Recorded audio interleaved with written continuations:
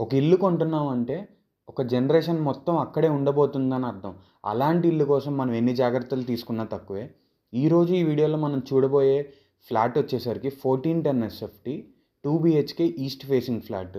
ఈ ఫ్లాట్‌లో వెంటిలేషన్ అయితే చాలా బావుంది. అండ్ ఈ ఫ్లాట్ ఒకసారి మొత్తం చూడండి. అండ్ పూర్తి వీడియో కోసం మన ఛానల్‌లో అయితే ఫుల్ లెంగ్త్ వీడియో అప్‌లోడ్ చేసి ఉంచాను.